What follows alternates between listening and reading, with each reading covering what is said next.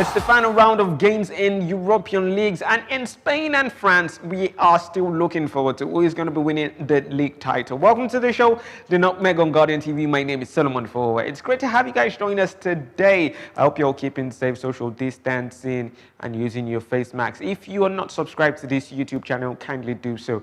And if you're watching on Instagram or Facebook, please make sure you follow and you like this page. Welcome once again. Now, joining me on the show today as we discuss, things happening this weekend, preview certain games, and talk about, the title race in Spain and also the race for top four. That's the third and fourth position in England. Joining me on the show today is Tolu Olorunmoteni, a sports journalist. It's great to have you join us on the show today, Tolu.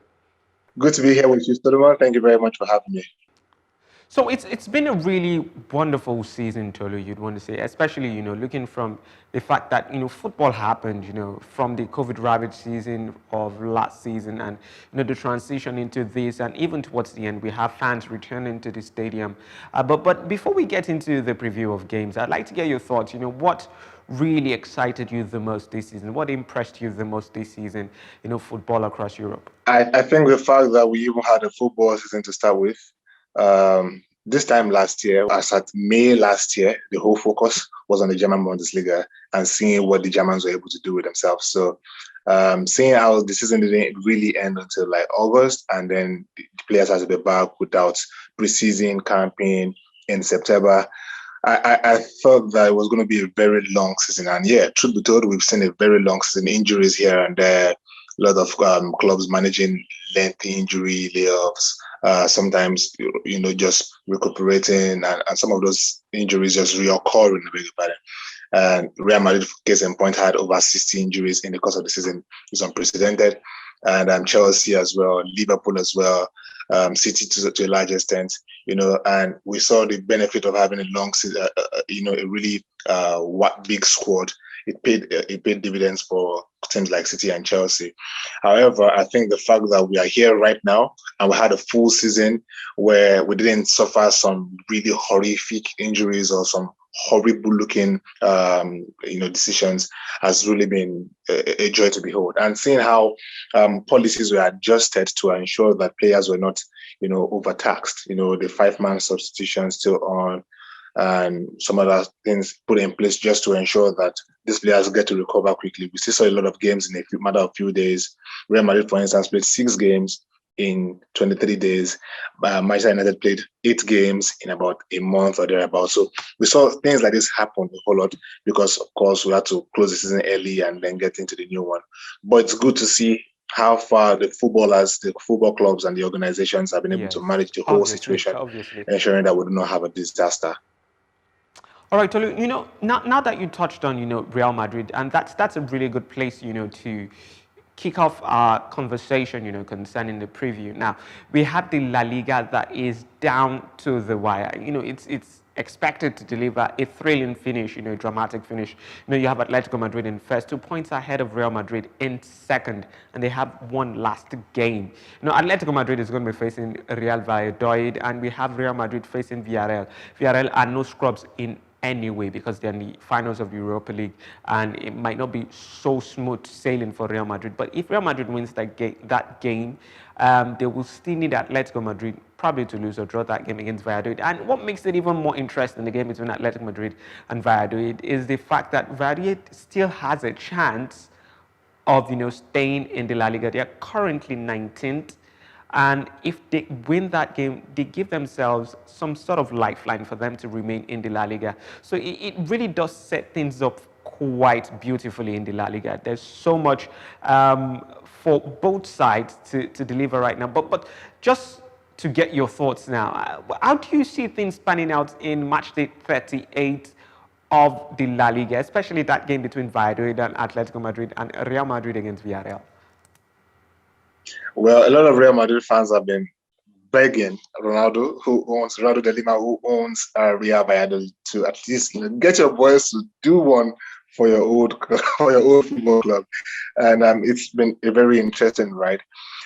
By January, I thought that by now Atletico Madrid would have had the season wrapped up, But then they went into this slump where they picked up just 5 points in like 7 games, and that was it for them. And it killed their season literally. At the moment, they are still in the title running and depending on themselves to win because Real Madrid failed to defeat Sevilla in that crunch time after Atletico Madrid and Barca were held to a 0-0 draw earlier in the month.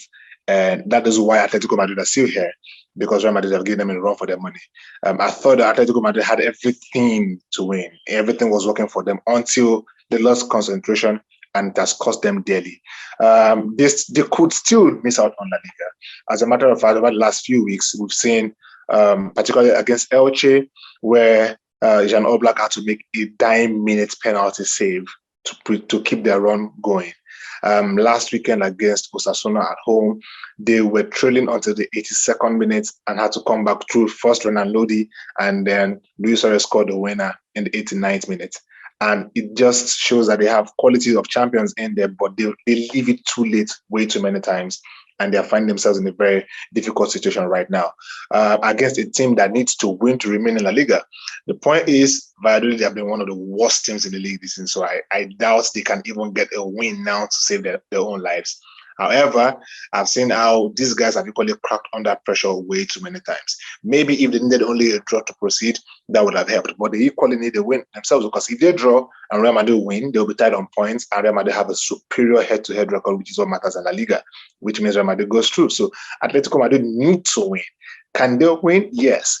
Do they have the capacity to crack under pressure? Yes, they do. They have showed that over and over again.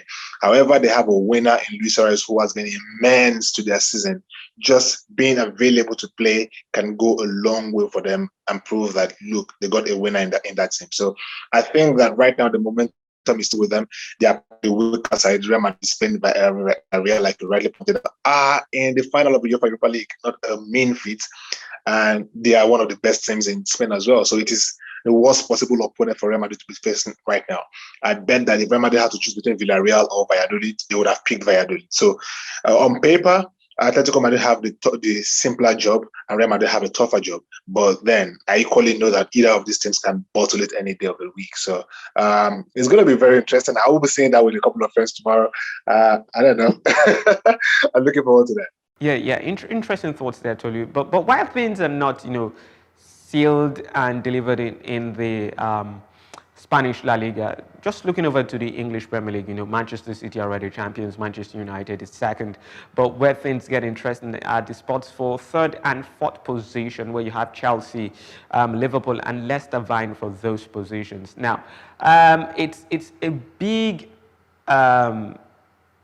It's a big mess up, you'd want to say. Chelsea in third still are not certain of, still in that position for Champions League places, except they win their game against Aston Villa, or maybe draw. Maybe that gets them over the line, depending on what happens in the game between Liverpool and Crystal Palace, or the game between, Leicester City and Spurs. It's just a host of, fixtures you'd want to say. Now, for Liverpool, they just have to win. Once they win their game, and now Leicester City doesn't cover, the amount of huge goal difference between themselves and Liverpool. It means Liverpool are in the Champions League. But for Leicester, they need a whole lot of things to work in their favor, even if they win that game against Spurs. But just without getting into it, I think it's best I get it from you, getting the whole lowdown from you. How do you think things will pan out, in that final match day? Who do you see going into the Champions League? Who do you see finishing third, finishing fourth? And, what are really the permutations like? The only way Liverpool wouldn't be in the Champions League next season is if they fail to win, which I don't think they will do. The currently set on point with Leicester, they need to win to ensure that they are in the Champions League. Their fate is in their own hands. I think all that is left for Leicester to do is win and hope that for some reason Liverpool either lose or draw, and then they proceed. But will that happen? We'll wait to see. Liverpool, so far this season, have been quite disappointing. But lately, they've been able to turn up the heat. As I think since they got knocked out of the Champions League as well, they've been able to focus a whole lot more on the task at hand. Before then, they were thinking, okay, maybe if we can give it another run in the Champions League and get to the finals and win it, is another way back into the Champions League. But as soon as that option got taken away from them, it became a do or die affair, and then they focus on it. Leicester might be a little bit disappointed if they mess up in the Champions League, but they can't really call it a disappointing season because they've just won the FA Cup. No one expected them to win the trophy at the start of the season, and here they are winning one. So they need a whole lot of things to go for them that are not in their hands to get back into that Champions League slot. If I'm to pick any two teams right now, it will be Liverpool and Chelsea, because these two teams win their games and then the Champions League next season. Whereas Leicester need to win and hope that one of these two teams, particularly Liverpool, falter for them to go ahead. And that might just be, reaching for them. So right now, I think most likely going to be Liverpool and Chelsea in the Champions League spot, while Leicester will just make do with having that trophy, which they didn't think they were going to win at the start of the season. Exactly. And just as we wrap things up finally, final question will be, now you've spoken about Leicester City and the sort of situation that they found themselves in. Now they've won the FA Cup clearly, which is something worth celebrating. But do you think, finding themselves in this sort of position where they are, struggling, and if it does happen that they don't make, that fourth position and they end up in the Europa League, do you think it's an indictment of Leicester City right now, or Brendan Rodgers' capacity or capability as a manager, as a top manager? Because they found themselves in this situation last season too, where they were meant to get into the UEFA Champions League, but towards the end of the season, you could say injuries, they just didn't have that much for them to bring it home, and that might be happening against this season. Do you think it's an indictment of Leicester City and Brendan Rodgers? To be fair, he's competing against teams that spend ridiculously way more than they do.